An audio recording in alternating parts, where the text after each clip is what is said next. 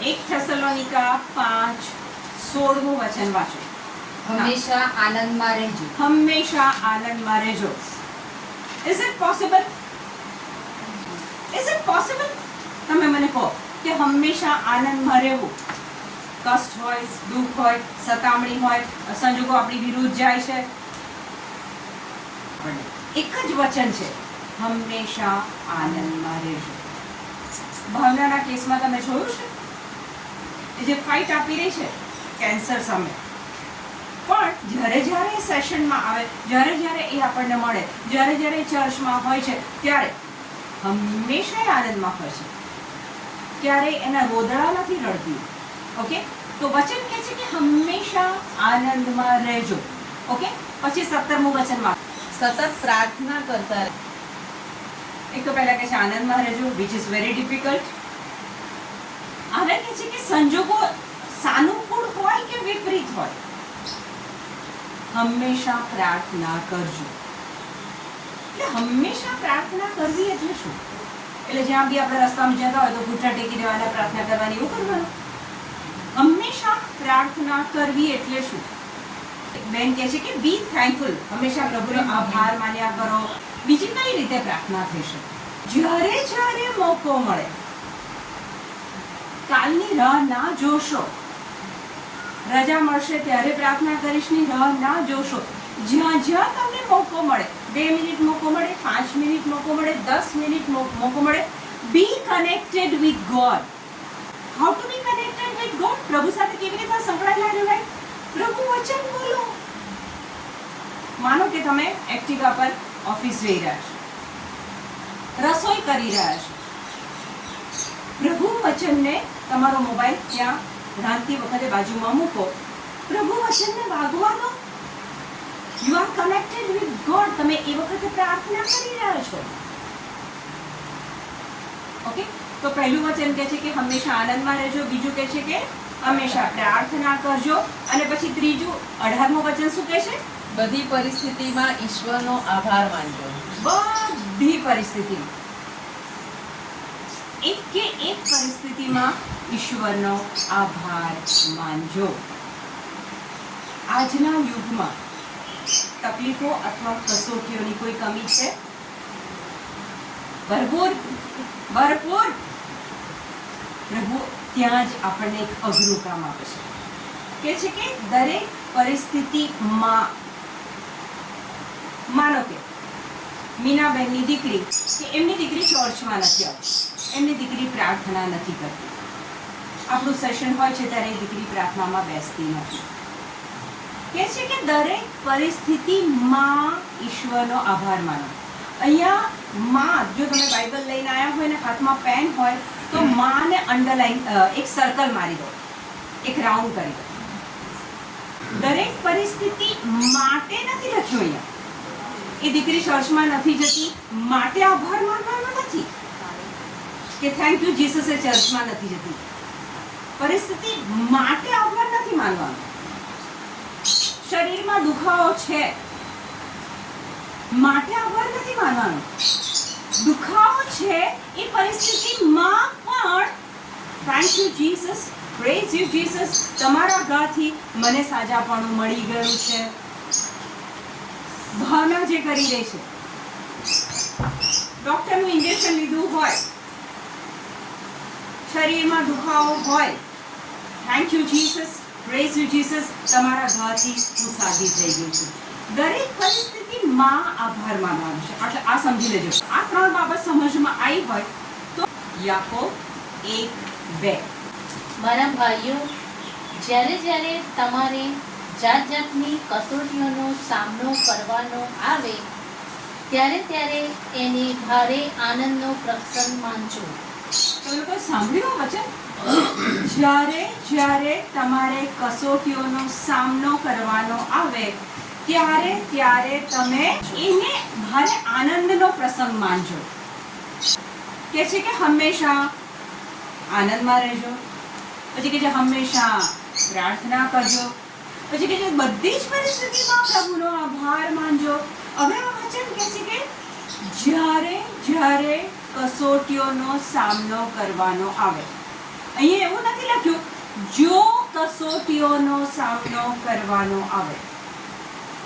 જો અને તો ના, અહીંયા તો ચોખ્ખું કે છે જ્યારે જ્યારે Whenever you face whenever trials. whenever is the word. whenever નું ગુજરાતી થાય છે જ્યારે જ્યારે. એટલે that means કે આ વચન એમ કહે છે જ્યારે જ્યારે તમારે કસોટીનો સામનો કરવાનો થાય ત્યારે ત્યારે એને ભારે આનંદનો પ્રસંગ માનજો. એટલે કસોટી તો આવવાની છે એ નક્કી થઈ ગયું. અને પછી કેટલું અઘરી બાબત આપણા માટે કે છે એને ભારે આનંદનો પ્રસંગ માનજો. અહીંયાથી બેઠેલી કઈ વ્યક્તિ એવી છે કે જે કસોટીનો સામનો નથી કરી રહી? કોઈ શારીરિક કસોટીમાંથી પસાર થઈ રહ્યું છે, કોઈ માનસિક, કોઈ આર્થિક, કોઈ મિસઅન્ડરસ્ટેન્ડિંગ. દરેક વ્યક્તિ કસોટીઓનો સામનો કરી રહી છે.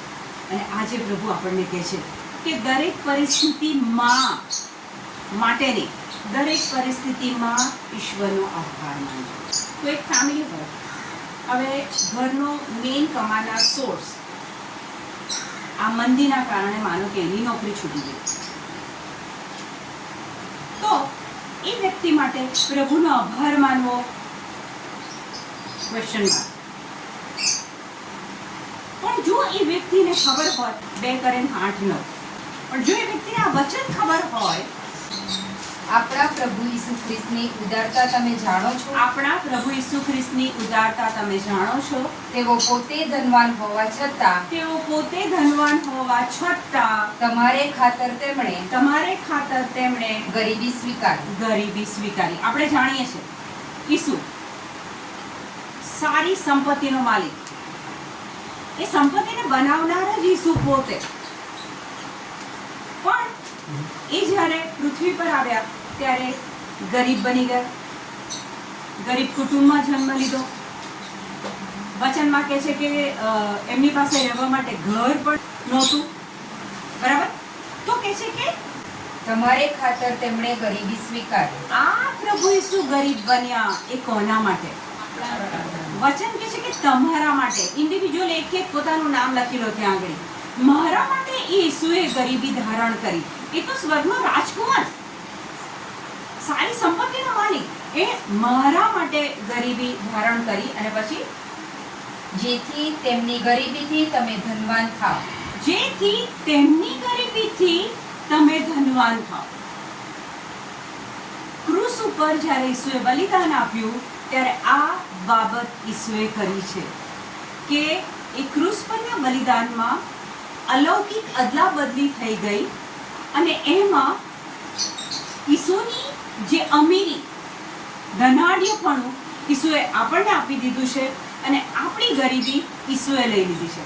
હવે જે છોકરાની, જે કુટુંબનો કમાનાર મેઇન વ્યક્તિની નોકરી જતી રહી છે, જો એ વ્યક્તિ આ કબૂલ કરે કે ઈસુ દરેક પરિસ્થિતિમાં આભાર માનજો, ઈસુ હું તમારો આભાર માનું છું કે ક્રૂસ ઉપરના બલિદાનમાં તમે મને ધનવાન બનાવી દીધો છે.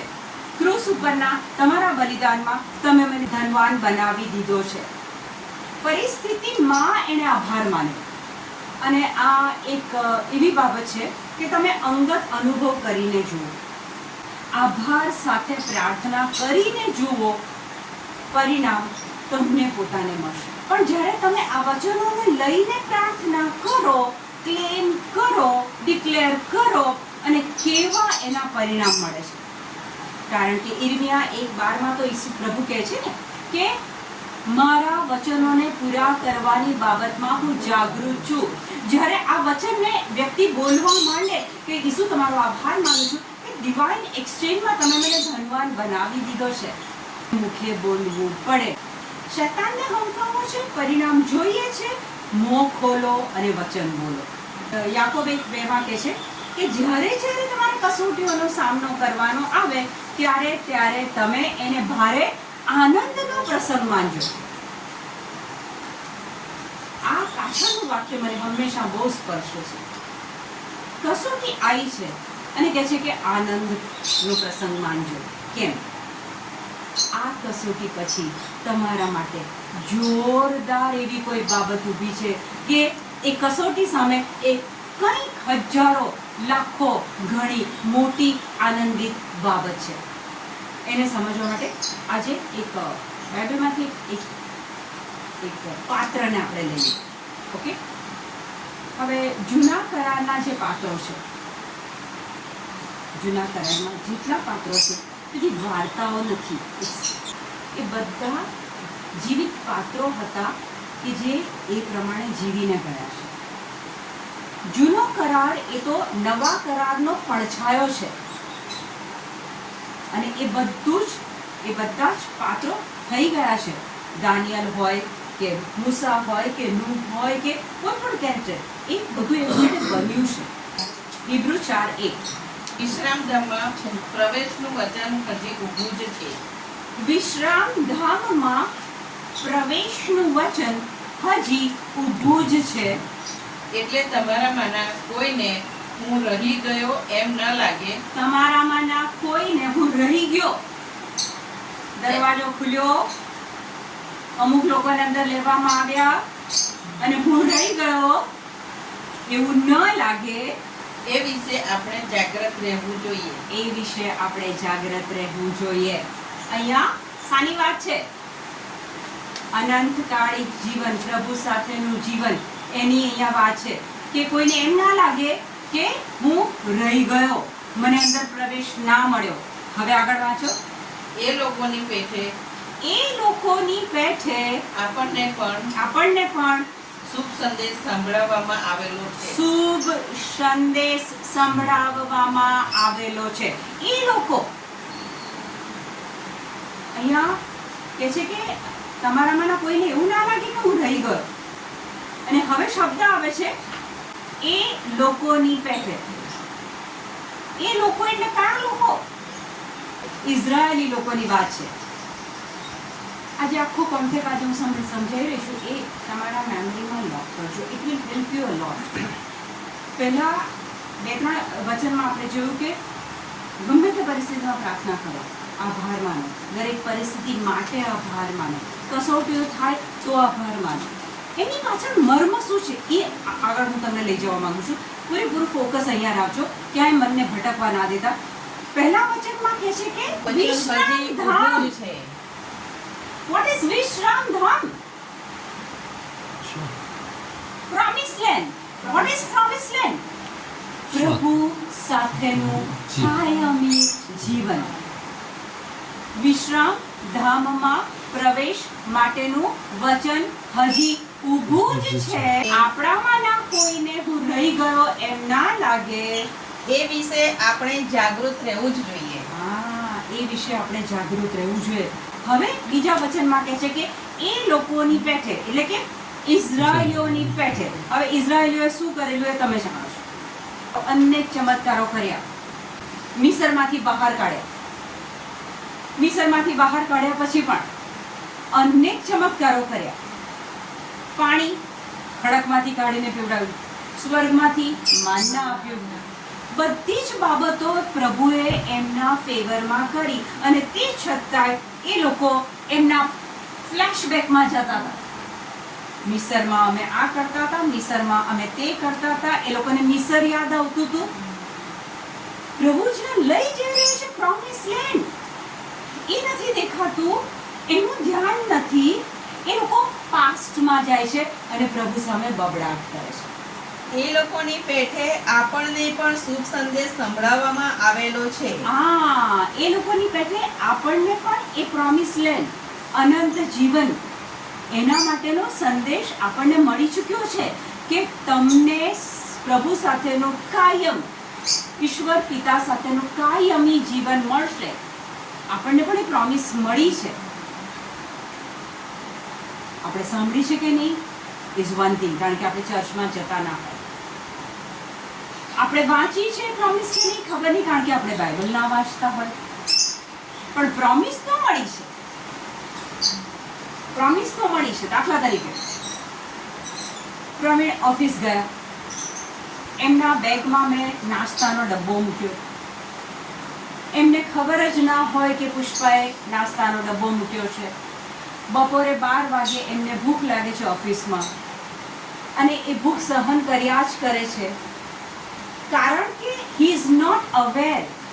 એમને એ ખ્યાલ જ નથી કે મારી બેગમાં પુષ્પાએ ટિફિન બોક્સ મૂક્યો છે, તો એ ભૂખ્યા રહેશે?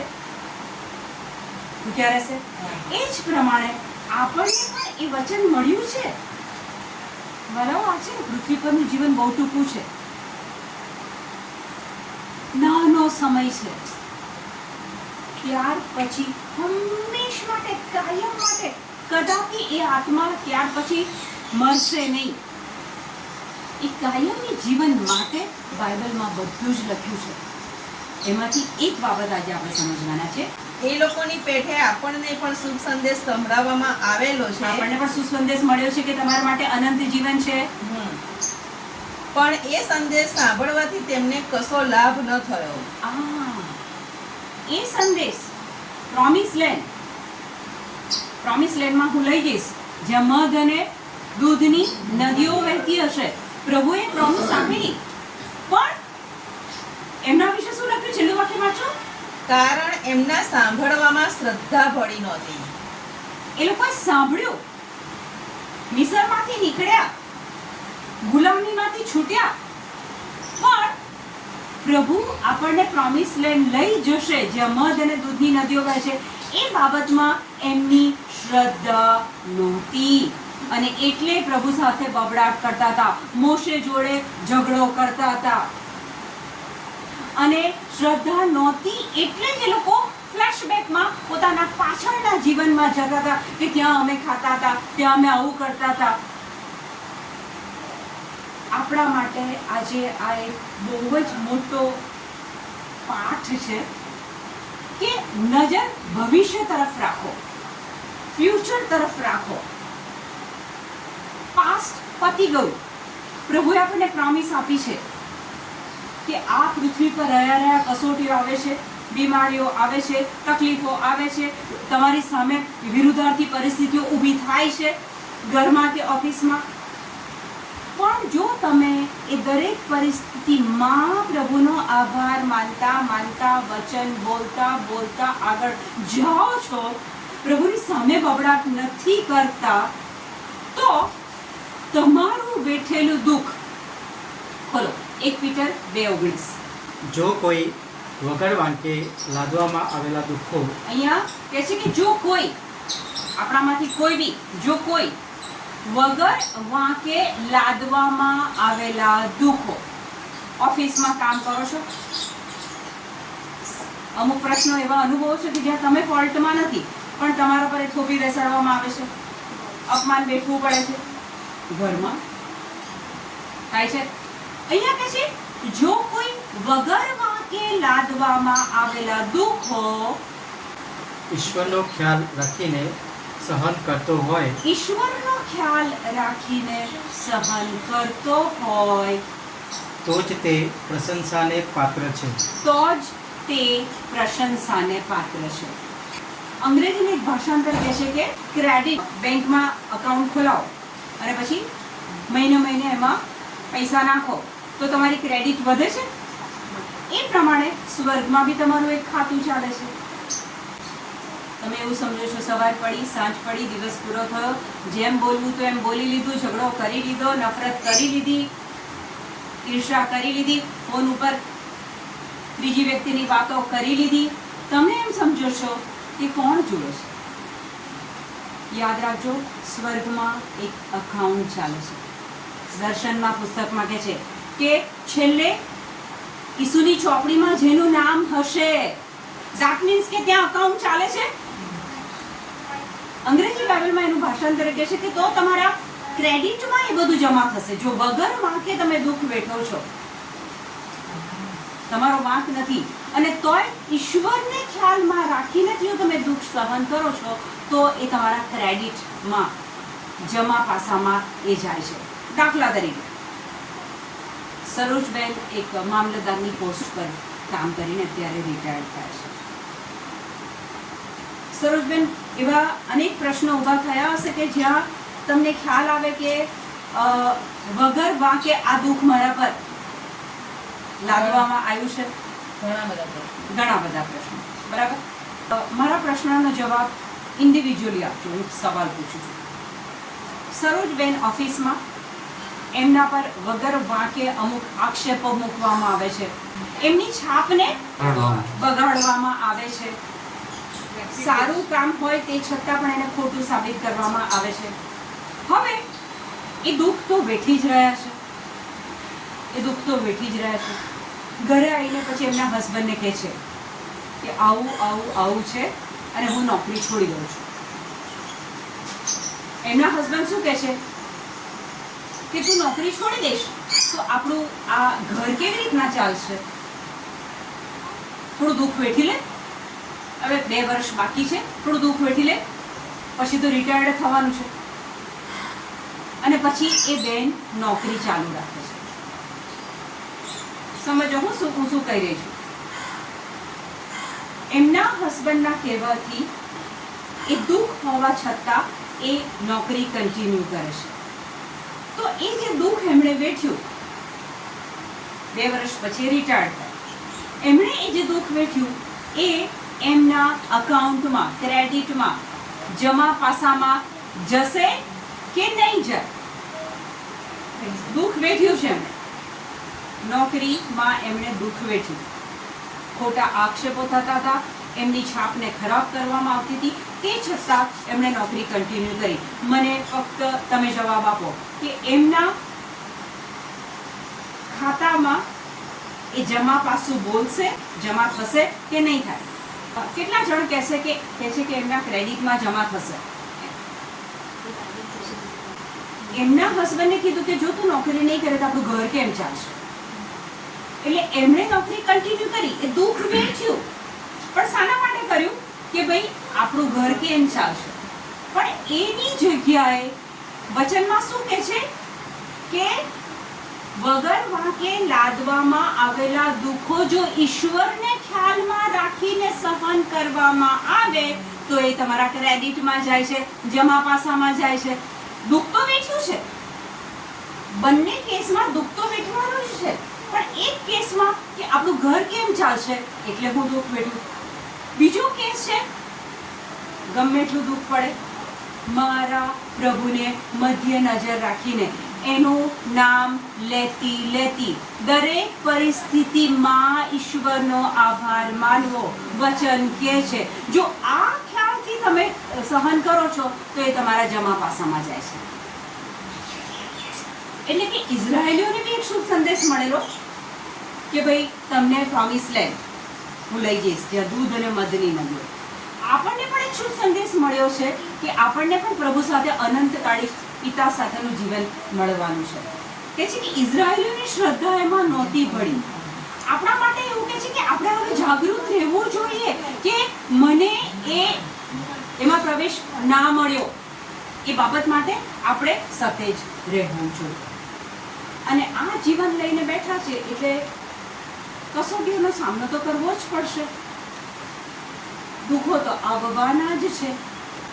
આપણે કોઈ કામ સારા ઈરાદાથી કરીએ છીએ પણ સામેવાળી વ્યક્તિ કદાચ નથી સમજી શકતી, સામેવાળી વ્યક્તિને હું નથી ગમતી, એટલે મારું કરેલું બધું એના માટે એ નેગેટિવમાં જાય છે. અને એઝ અ રિઝલ્ટ મને કશું પોઝિટિવ આ પૃથ્વી પર મળતું નથી. યાકોબ 1:2 તો કહે છે કે આવું થાય ત્યારે એમ ભારે આનંદનો પ્રસંગ માનજો, કારણ કે તમારા માટે કશું અનબિલીવેબલ ઊભું છે. કુમારી માતા મરિયમની સગાઈ જેમની સાથે થયેલી એ જોસફ અને ઉત્પત્તિ 37મા અધ્યાયથી યાકોબનો પુત્ર યોસેફ, કારણ કે ઘણા લોકો આ બે એક જ નામ બોલે છે, જોડણી અલગ છે. પેલા જોસેફ અને ઉત્પત્તિ 37થી યાકોબનો પુત્ર એ યોસેફ. ઓકે, આપણે આજે યોસેફ વિશે વાત કરવાના છીએ. થોડુંક શોર્ટમાં બતાવું. અબ્રાહમ પિતાનો પુત્ર ઈસહાકને 2 પુત્ર એસાવ અને યાકોબ, અને યાકોબનો પુત્ર એ યોસેફ.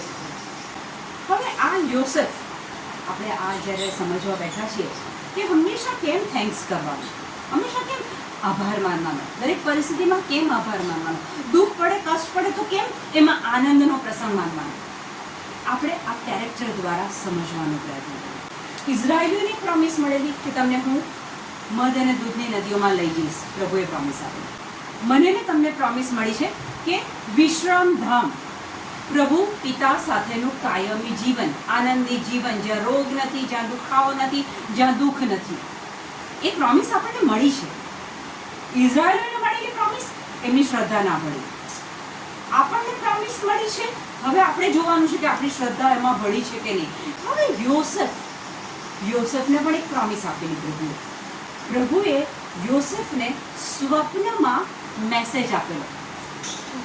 એને એવું સ્વપ્ન આવે છે એકવાર કે યોસેફ અને એના 11 ભાઈઓ એ ખેતરમાં કામ કરતા હોય છે અને એને સ્વપ્નમાં એવું દેખાય છે કે એક પૂડો, એક પેલો પૂડો સ્ટ્રેટ ઊભો છે અને બાકીના પૂડા એને ઝૂકેલા છે, એને વંદન કરે છે. રાત્રે એને આ સ્વપ્ન આવ્યું. એટલે એણે એના ભાઈઓને કીધું. હવે યોસેફ એ એના પપ્પાનો બહુ વહાલો હોય છે. બીજા પુત્રો પણ વહાલા હોય છે, પણ યોસેફ પ્રત્યે યાકોબને પુષ્કળ પ્રેમ હોય છે. એટલે એના ભાઈઓ પહેલેથી જ એના પ્રત્યે એક ઈર્ષાનો ભાવ તો અનુભવતા હતા. પણ એમાં એણે એક દિવસે આવીને આ સ્વપ્ન કીધું, જે પ્રભુ તરફથી મેસેજ પ્રોમિસ મળેલી, એ એના ભાઈઓને કીધું. યોસેફ એના ભાઈઓને કહે છે કે મારો પૂડો એ સ્ટ્રેટ ઊભો છે અને તમારા પૂડા મને નમે છે. એટલે પેલા ભાઈઓ અકળાઈ ગયા. કે છે એટલે તું શું કહેવા માંગે છે કે અમે બધા તને તારી આગળ ઝૂકવાના છીએ? ઓકે, વાત પતી ગઈ. ફરીથી એને બીજું સ્વપ્ન આવે છે અને એમાં એને એવું સ્વપ્ન આવે છે કે સૂર્ય, ચંદ્ર અને તારાઓ વંદન કરતા હતા. હવે આ સ્વપ્ન આવ્યું એટલે યોસેફ રાજીનો રેડ થઈ ગયો, ખુશ થઈ ગયો અને એ પિતા પાસે જાય છે, યાકોબ પાસે જાય છે અને પિતાની આગળ આ સ્વપ્ન કહે છે કે મને આજે આવું સપનું આવ્યું કે સૂરજ, ચંદ્ર અને તારાઓ મને નમન કરે છે. એટલે એના પિતા ગુસ્સે થઈ જાય છે અને પિતા શું કહે છે ખબર કે એટલે તું શું કહેવા માંગે છે કે તારા માં, તારા બાપ અને તારા ભાઈઓ તને નમન કરવાના છે? એમ કરીને પિતા ગુસ્સે થઈ જાય છે. પહેલું સ્વપ્ન ભાઈઓ આગળ કીધું તો ભાઈઓ ગુસ્સે થયા, બીજું સ્વપ્ન પિતા આગળ કીધું તો પિતા બી ગુસ્સે થયા. પછી યોસેફ એ વસ્તુ એમના અંતરમાં સંગ્રહી રાખે છે કે મને પ્રભુએ આ બતાવ્યું છે. આ પ્રોમિસને એ ભૂલતા નથી. હવે આગળ જતા એવું થાય છે કે એના ભાઈઓ તો એમનાથી ઈર્ષા કરતા હતા. હવે એક વખતે એમના ભાઈઓ ઘેટા બકરા ચરાવવા જાય છે અને યાકોબ યોસેફને છેલ્લે યોસેફને એના ભાઈઓ પાસે મોકલે છે કે બહુ સમય થઈ ગયો, આ લોકો પાછા નથી આવ્યા, જ્યાં જો તો એ લોકો ક્યાં છે. એટલે યોસેફ ચાલતા ચાલતા ચાલતા એમના ભાઈઓને શોધવા જાય છે. પેલા ભાઈઓ દૂરથી યોસેફને જોવે છે અને અંદર અંદર એ લોકો એક પ્લાનિંગ અને પ્લોટિંગ કરે છે કે આપણે એને મારી નાખીએ. રૂબેન એ કહે છે કે આપણે એને મારી ના નાખીએ, આપણે એને કૂવામાં નાખી દઈએ. એટલે પછી એ લોકો એમને યોસેફ નજીક આવે છે અને પછી કૂવામાં ફેંકી દે છે. યોસેફને બેક ટુ બેક પ્રભુનો શબ્દ, પ્રભુનો મેસેજ મળ્યો. ત્યાર પછી બેક ટુ બેક તમે એમના કેરેક્ટરને જો વાંચો અને તપાસ કરો તો દુઃખ પછી દુઃખ પછી દુઃખ પછી દુઃખ જ મળ્યા છે. ત્યાંથી એક ઇસ્માઇલીઓનું ટોળું જતું હોય છે. હવે એમના ભાઈઓ શું વિચારે છે કે ચલો આપણે એને વેચી દઈએ, આપણને પૈસા બી મળશે અને આ એ લોકોની સાથે જશે. એટલે એ ભાઈઓ યોસેફને ઇસ્માઇલીઓને વેચી દે છે. એટલે હવે યોસેફ ઇસ્માઇલીઓનો ગુલામ થઈ ગયો. એ વખતે ગુલામોની ખરીદીને વેચાણ થતું હતું. તો હવે એ ગુલામ બની જાય છે. એમના ભાઈઓ જ વેચી દે છે. યોસેફ જરા પણ કકડાટ કે બબડાટ કે ગુસ્સો કે મારા ભાઈઓએ આવું કર્યું બિલકુલ નહીં. એ ઇસ્માઇલીઓની સાથે જાય છે. આગળ જતા આ ઇસ્માઇલીઓ રાજાનો એક અંગરક્ષક હોય છે, સૈન્યનો એક મુખ્ય માણસ પોટીફાર. આ ઇસ્માઇલીઓ હવે એ યોસેફને પોટીફારને વેચી દેશે. એટલે હવે યોસેફ પોટીફારનું ગુલામ થયો. કોઈ કકડાટ નહીં, ભાઈઓ પ્રત્યે કોઈ બબડાટ નહીં, મને આવું કર્યું નહીં. પોટીફાર સાથે જાય છે. એ પોટીફારના ગુલામ તરીકે જીવન શરૂ કરે છે. હવે પોટીફાર ધંધા અર્થે બહાર જાય છે, એ જગ્યા છોડીને બહાર જાય છે. અને પોટીફારની પત્ની એ યોસેફને પસંદ કરે છે અને એને અણછાજતી ઈચ્છા થાય છે. એ યોસેફને કહે છે કે તું મારી સાથે સૂઈ જા. યોસેફ ઇનકાર કરે છે, ના પાડે છે. પણ એક વખતે એ પોટીફારની વાઈફ એનું શર્ટ ખેંચે છે અને આ કામ કરવા માટે એને મજબૂર કરવા જાય છે. યોસેફ શર્ટ એના હાથમાં રહી જાય છે, પોટીફારની વાઈફના હાથમાં, અને યોસેફ દોડીને ભાગી જાય છે. થોડા સમય પછી પોટીફાર પાછો આવે છે. શર્ટ કોના હાથમાં રહી ગયેલું? પોટીફારની વાઈફના હાથમાં. હવે જ્યારે એ પોટીફાર આવે છે ત્યારે પત્ની એને કમ્પ્લેન કરે છે કે જો આ શર્ટ એને મારી પાસે અણછાજતી માંગણી કરી. હવે પેલો પોટીફાર ગુસ્સે થઈ જાય છે અને એને જેલમાં નખાવે છે. યોસેફનો કોઈ વાંક હતો? એને તો પ્રભુની નજરમાં વ્યભિચાર ન કરવો એને પાળવાની કોશિશ કરી, તે છતાંય જેલ મળી. કોઈ બબડાટ નહીં, કોઈ કકડાટ એને કર્યું નથી. આપણા જીવનમાં નાની વસ્તુ બની જાય છે, એક નાની બાબત. બાળક સ્કૂલમાંથી આવ્યું અને એને કંઈક ગુસ્સો કર્યો કે એને કંઈક કપડાં સરખા ના મૂક્યા કે બૂટ જૂતા કાઢીને એમ તેમ ફેંક્યા, તરત ગુસ્સો આવે છે. મમ્મીઓ સારી રીતે સમજી શકે છે. હસબન્ડ કહીને ગયા હોય વાઈફને, કાલે આપણે આ વાનગી બનાવજો. પત્નીએ કીધું હા. કોઈક સંજોગો બન્યા એવા કે વાનગી ના બની. હસબન્ડ ગુસ્સે થઈ જાય છે. નાની અમથી બાબત છે. યોસેફને તો આખો વેચવામાં આવે છે, એને જેલમાં નાખવામાં આવે છે. તે છતાં એ ઈશ્વરે આપેલી પ્રોમિસને એ ભૂલતો નથી. એમના નજર સામે શું છે કે મને પ્રભુએ કીધું છે કે સૂર્ય, ચંદ્ર અને તારા તારી આગળ નમશે. એ રાહ જોવે છે કે એક દિવસ તો આ આવવાનો જ છે. ઇઝરાયલને પ્રોમિસ મળેલી, દૂધ અને મધની નદીઓ જ્યાં વહે છે ત્યાં હું લઈ જઈશ, પણ એમાં એમની શ્રદ્ધા નહોતી પડી. મને ને તમને પ્રોમિસ મળી છે અનંતકાળી જીવનની. આપણે નાના પ્રસંગોમાં અકળાઈ જઈએ છીએ, ગુસ્સે થઈ જઈએ છીએ, નિંદા કરીએ છીએ, પીઠ પાછળ વાતો કરીએ છીએ. યોસેફના કેરેક્ટરને ઘરે જઈને વાંચજો. આટલું દુઃખ પડવા છતાં પ્રભુની આપેલી પ્રોમિસને યોસેફ ભૂલતા નથી. હવે પોટીફાર એમને જેલમાં મૂકે છે. જેલમાં તો તમે જાણો છો પરિસ્થિતિ શું હોય. ત્યાં યોસેફ શું કરે છે ખબર છે? એમના સહકેદીઓની સેવા કરે છે. સામાન્ય સંજોગોમાં એ જેલમાં બેઠા બેઠા અકળાઈ શકતા હતા કે પ્રભુ આ કઈ જાતું. એક પછી હવે છેલ્લે જેલ. ત્યાં પ્રભુ પર એ અવિશ્વાસ નથી મૂકતા. યોસેફ પાસે આ શીખવા જેવું છે. જીવનમાં પડતી ચડતી આવે, પણ જો આપણે પ્રભુ પ્રત્યે અવિશ્વાસ, અશ્રદ્ધા, પ્રભુ પ્રત્યેનો બબડાટ કર્યો તો ત્યાં આપણે પ્રભુથી દૂર થઈ જઈએ છીએ. એ જેલમાં જાય છે અને સહકેદીઓની સેવા કરે છે. હવે એ વખતે સેવા કરતા હોય છે અને એક સહકેદીને સ્વપ્ન આવે છે. તો એનો અર્થ યોસેફ કરે છે. પ્રભુની યોસેફ પર કૃપા હતી કે એ સ્વપ્નના અર્થ કાઢી શકતા.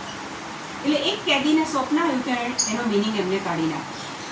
પછી બીજા એક કેદીને સ્વપ્ન આવ્યું અને એનો અર્થ યોસેફ કાઢે છે. ત્યારે એ કહે છે કે તને અહીંયાથી છોડવામાં આવશે અને રાજા તને પાછો તારી નોકરીમાં તને ચાલુ રાખશે. અને ત્યારે યોસેફ એને કહે છે કે તું બહાર જાય ત્યારે મને યાદ કરજો. અર્થાત કે તું રાજાને કહેજે કે મારો કોઈ ફોલ્ટ નહોતો અને તોય મને અહીંયા મૂકવામાં આવ્યો છે અને તું મને છોડાવવા માટેની કંઈક તજવીજ કરજે. પેલો માણસ જેલમાંથી બહાર નીકળે છે પછી એ તો ભૂલી જાય છે, એ તો એના કામે લાગે છે. યોસેફને જેલમાંથી બહાર નીકળવાનું મળતું નથી. એનો કોઈ ફોલ્ટ હતો? વગર વાંકે લાદવામાં આવેલા દુઃખને એ ઈશ્વરને નજરમાં રાખીને, પ્રભુએ આપેલી પ્રોમિસને કેન્દ્રમાં રાખીને એ જીવન જીવે છે. દુઃખ પર દુઃખ આવે છે, દુઃખ પર દુઃખ આવે છે. છેલ્લે એવું થાય છે કે રાજાને સ્વપ્ન આવે છે. એ તો જેલમાં હોય છે યોસેફ તો.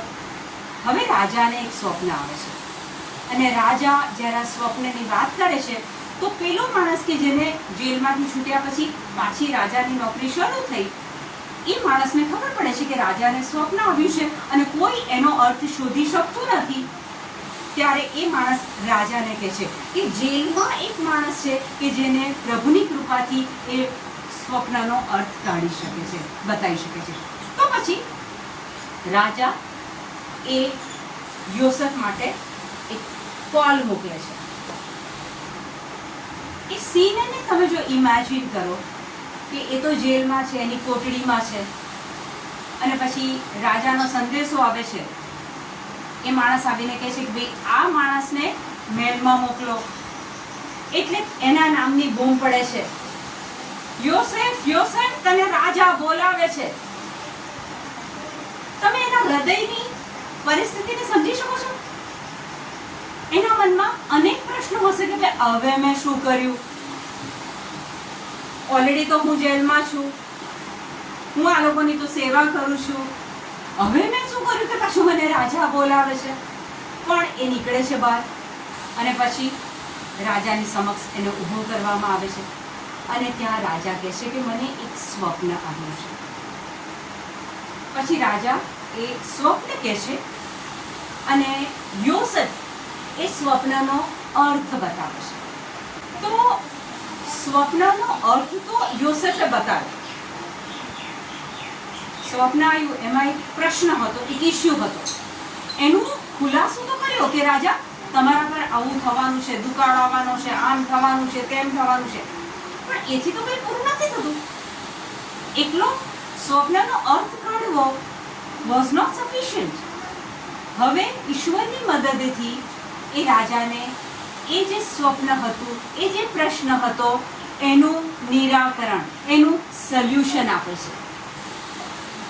એ રાજાને કહે છે કે ભાઈ પહેલા 7 વર્ષ પુષ્કળ વરસાદ પડશે ને પુષ્કળ પાક ઉગશે અને પાછળના 7 વર્ષ દુકાળ પડશે.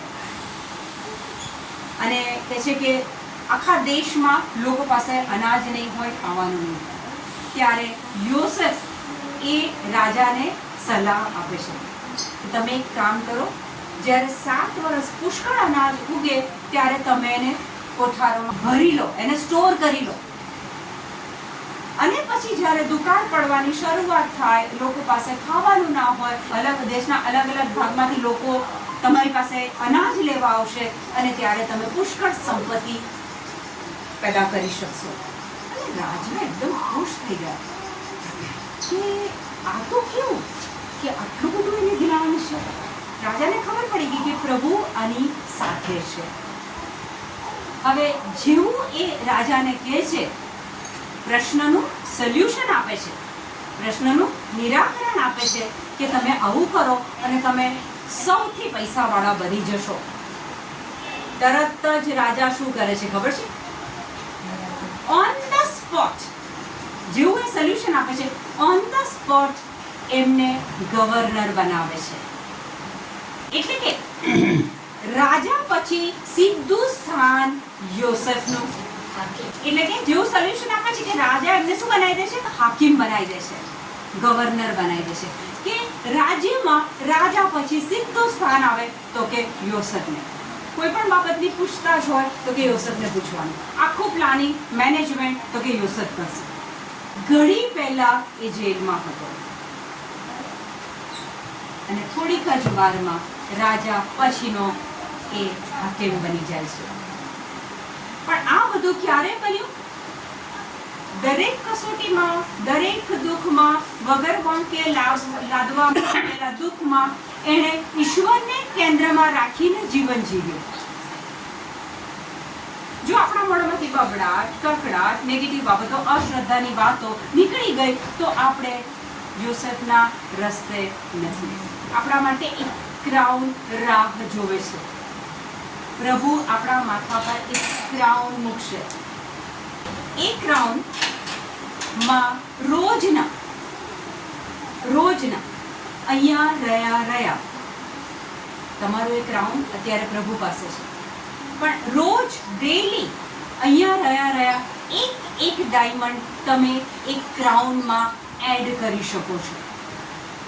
તે દિવસે અમુક જણના ક્રાઉન બહુ શાઇનિંગ હશે અને અમુકના ક્રાઉનમાં ડાયમંડ ઓછા હશે, બહુ શાઇનિંગ નહીં હોય. ડેલી તમે એક ડાયમંડ એ ક્રાઉનની અંદર અહીંયા રહ્યા એડ કરી શકો છો. જ્યારે તમારા પર વગર વાંકે દુઃખ લાદવામાં આવે, જ્યારે પરિસ્થિતિ તમારી વિરુદ્ધ જાય, જ્યારે તમારું કેલ્ક્યુલેશન હોય એ ખોટું પડે, અણગમતું પરિણામ જોવું પડે, પતિ સહકાર નથી આપતો, પત્ની સહકાર નથી આપતી, બાળકો સામે બોલે છે, XYZ કોઈ પણ પ્રશ્નો હોય, ઓફિસમાં હોય કે ઘરમાં હોય.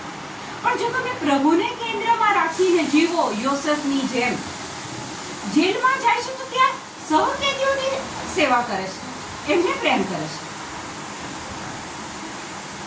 શરૂઆતથી ભાઈઓ ઈર્ષા કરી, વેચ્યો, બીજી વાર વેચ્યો, આક્ષેપ મૂક્યો, જેલમાં જાય છે. દરેક જગ્યાએ માત્ર પ્રેમ અને પ્રેમ એ લોકોને આપે છે.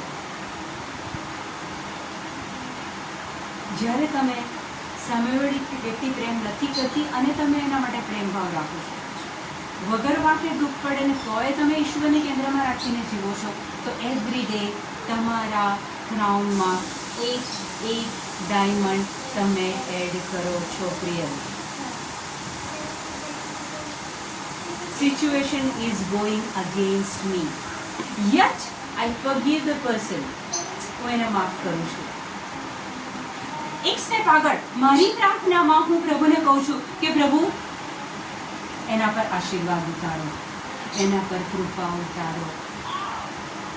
એટલે જ્યારે તમે બાઇબલમાંથી આ રીતે વાંચો ત્યારે તમને તમારા જીવનમાં પરિવર્તન લાવવા માટે પ્રેરણા મળે છે. અને શ્રદ્ધા વચન કે છે એ પ્રમાણે જેટલું તમે આ બધું સાંભળશો, જેટલું સાંભળશો એટલી તમારી શ્રદ્ધા વધશે. શ્રદ્ધા વગર કશું મળવાનું નથી. ઇઝરાયેલીઓને પ્રોમિસ લેન્ડ કેમ ના મળી? કેટલા બધા લોકો રસ્તામાં જ મરી ગયા, કારણ કે એમનામાં શ્રદ્ધા નથી. એટલે હિબ્રુ 4:1 આપણને કહે છે, 2 કહે છે કે આપણને એવું ના લાગે કે હું રહી ગયો કે રહી ગઈ, હમણાંથી જ જાગૃત થઈ જાઓ.